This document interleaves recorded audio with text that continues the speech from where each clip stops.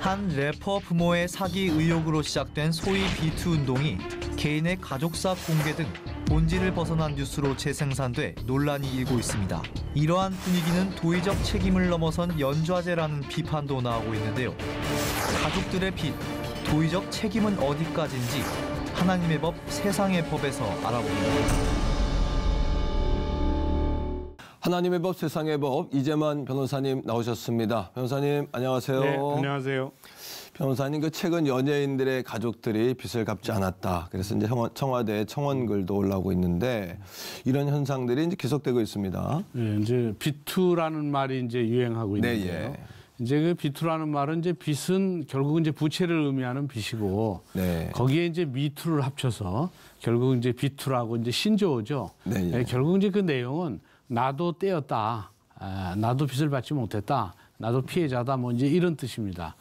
그래서 최근에는 이제 뭐 마이크로닷이나 뭐 비항공원 등이 그 부모들이 빚을 갚지 않아서 결국은 그 자식들이 갚아야 되는 거 아니냐 하면서 그 자식들에 대해서 빚을 갚으라고, 부모님이 안 갚았으니까 지금 유명 연예인들이 지금 이제 재력들이 있으니까 그렇죠. 빚을 대신 갚아야 되는 거 아니냐, 이렇게 하면서 이제 그 연예인들의 이제 개인적인 그런 가정사가 이제 막 공개되고 있는 것이죠.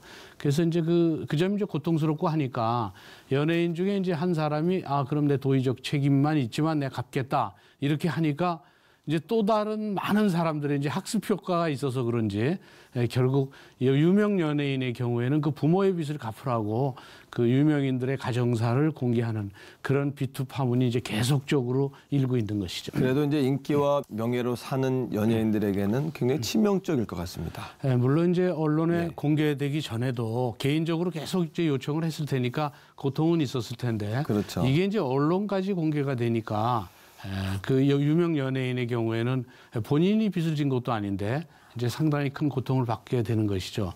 그래서 사실 이제 빚의 경우에는 적법한 그 절차가 있어요, 법적으로.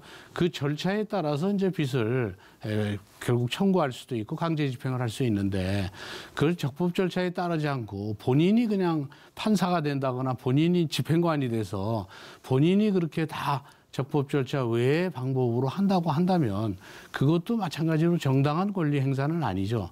그래서 지금 이번 비투 파문을 보면서 이게 심판, 현대판 연좌제냐, 결국 연좌제는 이제 정근대적인 것이기 때문에 이제 없어졌는데 마치 연좌제처럼 돼 있어서 상당히 좀 안타까운 일이죠. 그렇죠. 그래도 연예인들이 그렇게 치명적이긴 하지만 또 가족이나 뭐 부모님들 그런 일들이기 때문에 도의적인 책임이 있는 것은 아니냐, 또 이런 이야기도 있고, 법적으로는 이게 가족들의 어떤 부채나 이런 부분이 어디까지 책임이 있는 겁니까, 그것이요? 부모의 빚에 대해서 가족이나 또는 네. 그 자식은 법적인 책임은 전혀 없습니다. 그렇습니까? 예. 그리고 다만 이제 도의적인 책임이 있는 것이죠. 그렇죠. 예. 그리고 이제 우리나라는 이제 민법상 부부 별산제이기 때문에 부부라고 하더라도 남편의 빚을 아내가 변제해야 될 법적 의무가 없어요. 예. 그런데 뭐 항차 자식이 부모의 빚을 갚을 그런 의무는 없는 것이죠. 그렇군요. 예. 채권자 입장에서 보면은 얼마나 답답하면 이렇게 했을까, 이렇게 이해도 됩니다만 조금 더 이성적으로 또는 법적으로 이 문제를 해결해야 되지 않나, 또 이런 아쉬움도 있습니다. 물론 이제 채권자의 경우에 그 고통은 또 이루 말할 수가 없죠. 그렇죠. 맞습니다. 그래서 채권자의 경우에는 이제 빚을 청구할 수 있는 그런 여러 가지 절차를 법에서 만들어 놓고 있습니다. 그래서 뭐 재산을 뭐 압류하는 방법도 있고 또 청구권을 확보하는 것도 있고 뭐 여러 가지 절차가 있는데, 이런 법적 절차를 따르지 않고 시간이 흘러버리면 이제 결국은 시효소멸되는 것이죠. 시효소멸되면 그 적법 절차를 따를 수 있는 청구권 자체가 없어집니다.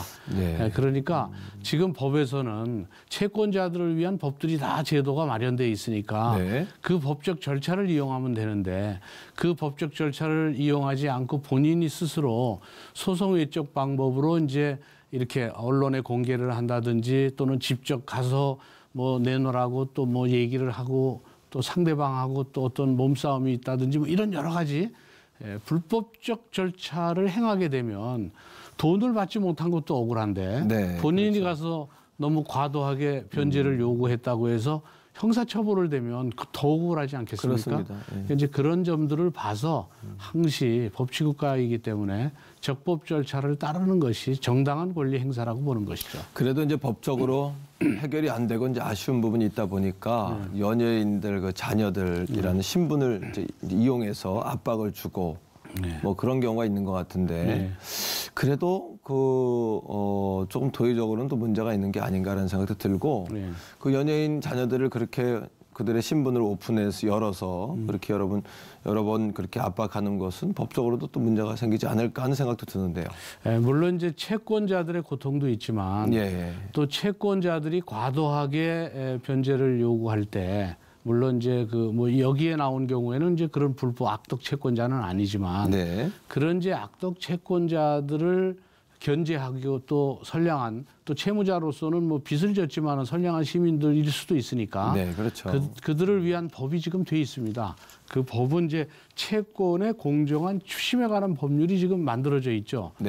그래서 지금 이 채권에 관한 공정한 추심에 관한 그 법률에 의하면 적법하게만 추심을 해야지 그 적법 절차를 넘어가면 형사처벌이 됩니다. 그렇죠. 예를 들어서 빚이 있으면 채무자한테만 가서 빚을 청구해야지 채무자의 가족한테 가서 빚을 갚으라고 얘기를 해서 어떤 불안감을 조성하면 형사처벌됩니다. 그리고 빚을 청구할 때도 그냥 언제까지 빚을 변제하라고 편지를 보낼 때도 봉함된 편지를 보내면 되는데 그걸 엽서에다가 보내면 누구든지 볼 수 있지 않습니까? 그리고 가족들한테 알리기 싫을 수도 있어요. 채무자가. 맞습니다. 근데 가족이 볼 수도 있고.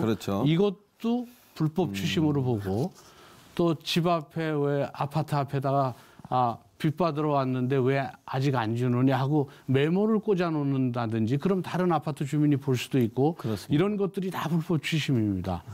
그런데 이거를 아주 언론에 너희 부모가 빚을 안 갚았으니까 네가 갚아라라고 한다면 이건 명백하게 불법 추심입니다.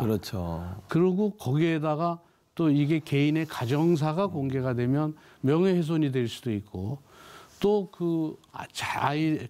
자식의 유명인의 자식을 직접 찾아가서 너희 부모의 빚을 갚으라고 해서 또 역시 불안감을 조성하게 한다면 이것들은 전부 불법 추심에 해당되는 것이죠. 그래서 지금 나타나는 이 상황들은 모두 다 불법 추심에 걸릴 가능성이 굉장히 커요. 그리고 그 형사처벌의 정도도 3년 이하의 징역이나 또는 3천만 원 이하의 벌금형에 처하도록 되어 있습니다. 그러니까 빚을 못 받은 것도 억울한데 지금 이렇게 공개를 했다가 본인이 형사처벌이 된다거나 벌금을 받게 되면 그건 더더군다나 억울한 일이죠. 악덕 채권자도 아닌데. 그래서 지금 이런 법 조항들이 있기 때문에 적법 절차를 따져서 해야지 그 자식들에 대한 어떤 개인의 가정사를 공표하는 방법으로 채권 추심을 하다가는 불법 추심으로서 형사처벌될 수도 있으니까 극히 조심을 해야 되겠죠. 그렇군요. 예수님께서도 죄 없는 자가 돌로 쳐라 또 이렇게 말씀하셨잖아요. 또 죄는 미워하되 사람은 미워하지 말라 또 이런 말이 있듯이 우리가 좀 더 고소고발이 또 능사가 아니라 서로 이성적으로 법적으로 또 서로가 책임지는 마음으로 이 문제들을 해결해 갔으면 좋겠다 이런 생각이 드는데요. 물론 이제 그게 가장 좋은 방법이죠. 그런데 사실은 문제가 되면 법치국가이기 때문에 법적 절차들이 많이 정리돼 있고 구비돼 있습니다. 그런데 본인이 이제 법에 호소하기에는 너무 시간이 걸리고 또 화도 나고 하니까 스스로가 판사가 되고 스스로가 집행관이 돼서 스스로 판단하고 스스로 집행을 하게 되면 그게 결국 법의 테두리를 벗어나서 본인이 이 법에 의해서 제재를 받거나 처벌을 받을 수가 있습니다. 이제 그런 점들이 상당히 이제 안타까운 것이죠. 그래서 시편 106장 3절에 정의를 지키는 자들과 항상 공의를 행하는 자는 복이 있도다 이런 말씀처럼 이웃의 입장을 배려하면서 정의를 지키는 것이 크리스찬의 행동 방향이니까 사회 정의를 세운다는 미명하에 그 무분별하게 고발하는 것 또 고소하는 것 이런 것들은 좀 지양되어야 되겠죠. 고소 고발이 우선이 되는 사회가 아니라 서로가 이제 책임져 주고 뭐 예를 들어서 빌려주는 자도 조금 더 조심해야 되겠고 또 돈을 빌리는 자도 책임감을 가지고 해야 되겠고 서로가 이렇게 좀 책임져 주는 그런 사회가 돼야 되지 않겠나 이런 생각을 다시 한번 해보게 됩니다. 변호사님 오늘 말씀 고맙습니다. 감사합니다. 감사합니다.